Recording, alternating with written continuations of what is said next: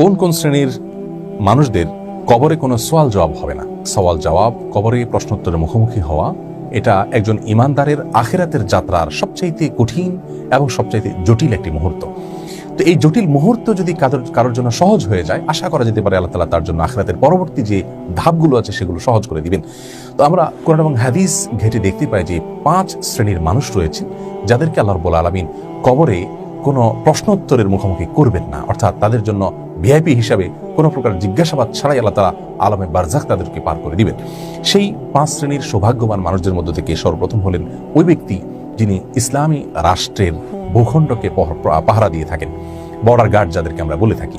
তারা মুসলিম ভূখণ্ডের এবং মুসলমানদের এবং দেশের নাগরিকদের নিরাপত্তার স্বার্থে যে বর্ডার কে প্রহরা দিয়ে থাকেন, সে অবস্থায় যদি কেউ থাকেন তাহলে এবং এই কাজকে যদি তার কাজ বানিয়ে নেন এবং আল্লাহর সন্তুষ্টি এখানে আশা করেন এবং আল্লাহ